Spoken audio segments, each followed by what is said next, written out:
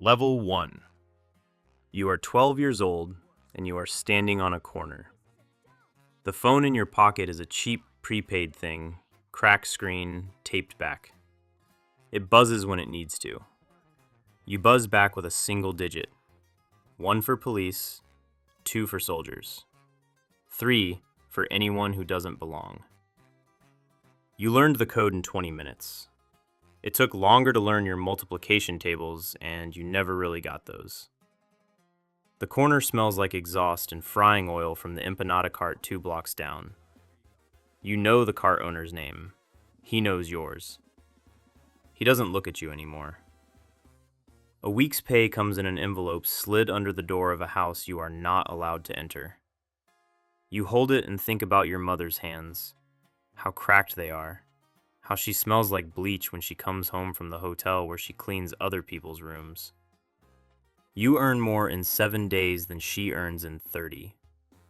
You tell her you found odd jobs. She looks at the money and then looks away.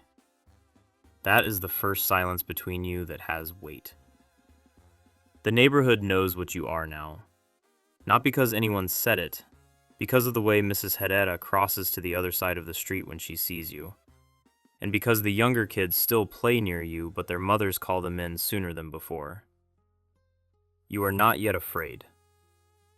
That is the most dangerous thing about being 12. Level 2. You are 14 and the backpack is heavier than it looks.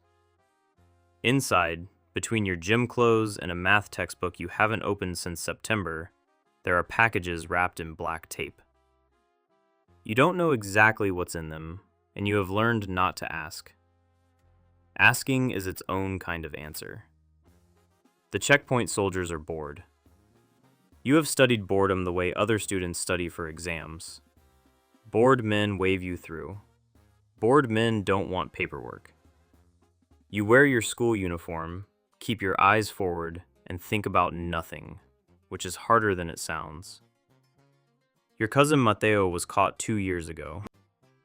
He told you, from behind a glass partition, that it wasn't worth it, that they treat you like a dog in there, that you should get out while you still look like a child. You nodded. You kept moving product the following week. You don't think of yourself as brave. Brave is for people who have other options and choose the hard one. You think of yourself as practical. The math is simple. The risk is real, but the money is realer. You are 15 now, and you can almost afford not to think about being 15. The fear is there. You keep it in a room inside yourself, and you lock the door. Some mornings you can hear it moving around in there. Level 3. You are 17 and your hands are shaking. The man who gives you the job doesn't say it plainly. He describes a problem. He describes where the problem will be on Thursday evening. He describes what solving the problem would be worth. You understand all of it without any of it being said. Thursday comes. The motorcycle is borrowed and loud, and you wear a helmet that doesn't fit. The street is narrow. The target is standing outside a pharmacy. You don't look at his face. You look at the jacket, the color, the build, the way he's standing, just as you were told. It takes 4 seconds.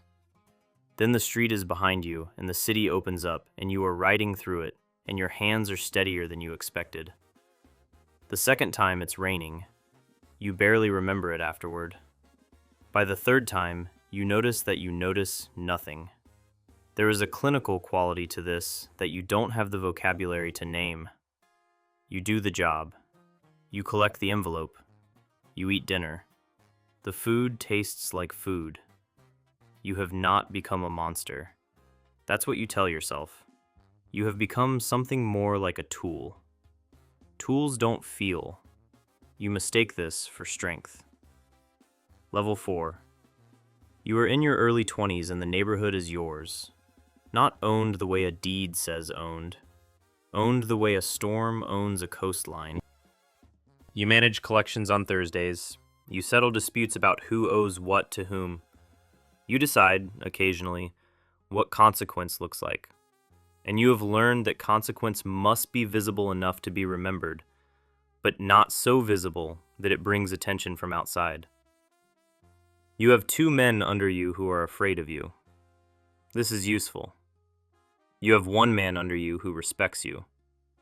This is more useful. Fear is a currency. You have learned to spend it carefully. A man who is always afraid stops being afraid of any one thing. You ration it. You also know when to be merciful. Not because you are generous, but because mercy, deployed correctly, creates loyalty that fear alone cannot buy. You sit in a plastic chair in a back room, and you listen to a man explain why he is short this week, and you watch his hands while he talks.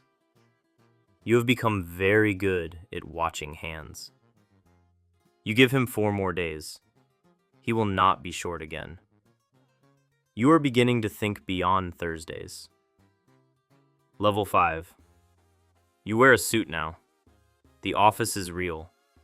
The business is real. Registered, with a tax number and a receptionist who answers the phone with a company name. The lawyers are real. Their fees are real. Everything is real except the money that passes through it, which is real in a different way. You move funds through accounts the way water moves through rock. Slowly, persistently, leaving no mark anyone can easily follow. You have learned terms like beneficial ownership and correspondent banking. You have learned them the way you once learned the checkpoint schedule, because survival requires the right vocabulary. There is a DEA investigation. You learn this through channels that do not leave records. Nothing comes of it. You are useful precisely because you are invisible, and you remain invisible precisely because you are careful. But you understand, for the first time, that useful and expendable are the same word depending on who's speaking. The paranoia settles into your shoulders like a permanent weight. You sleep 6 hours. You check your phone before the alarm. You trust no one with the whole picture, only pieces, only what each person needs. You have not spoken to your mother in 2 years. You tell yourself it's for her protection. Sometimes you almost believe it. Level 6. You control 3 cities and 2 routes, and 1 man who has been stealing from you. You know because you know everything, or close enough to everything that the distance doesn't matter. The man's name is Aurelio. He has worked for you 4 years. He has a daughter who plays football on weekends. None of this is relevant. A shipment was lost. You are told it was intercepted. You are not certain. The uncertainty is its own message, one you cannot leave unanswered. You don't raise your voice when you speak to Aurelio.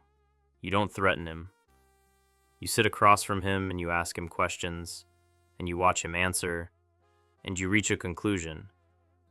And then you communicate that conclusion quietly to someone who handles conclusions. Aurelio does not disappear. He is simply no longer in a position where the information he carries has any value. This is its own kind of disappearing. The men who work for you see all of this.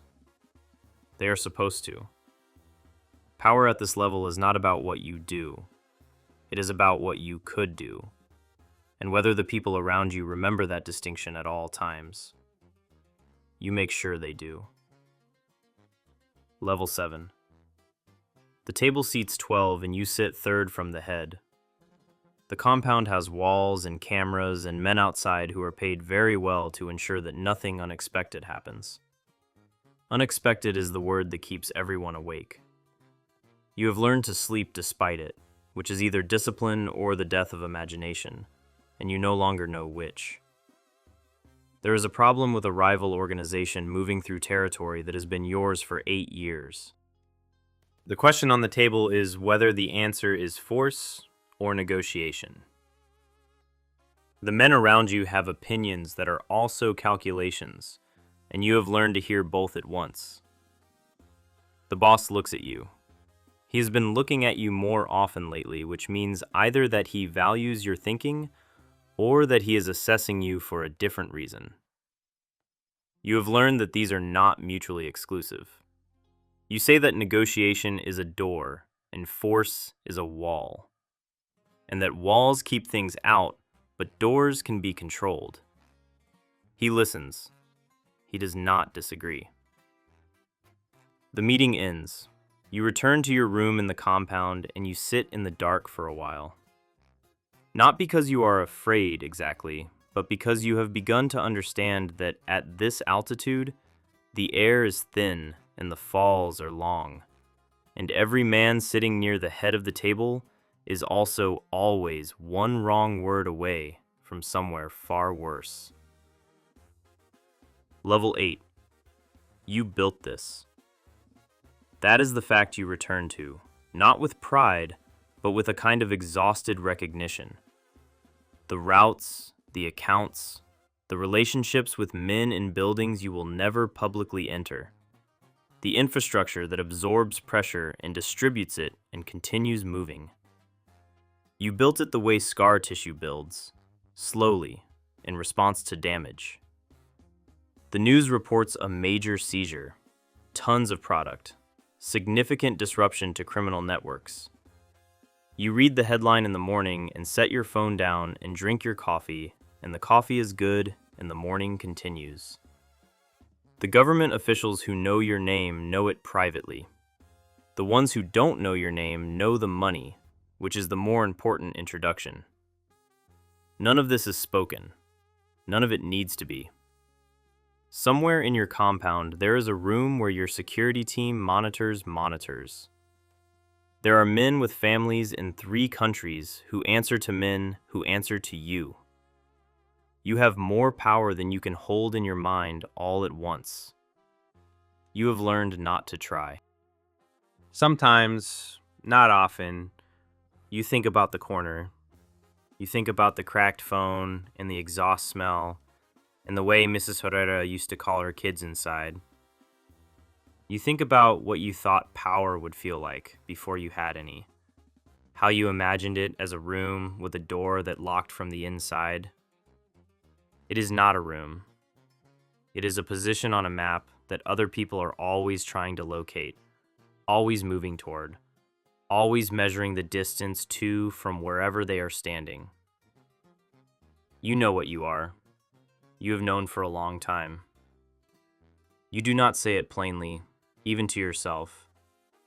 You also know that no one who has ever sat where you are sitting has found a clean way out. Not through surrender, not through money, not through moving to somewhere quiet and pretending. The thing you built does not allow for clean exits. You understood this, somewhere around level 3, when you were 17 and your hands were shaking on a borrowed motorcycle, and you kept riding anyway. That was the real decision. Everything after was just consequence. You pour another cup of coffee.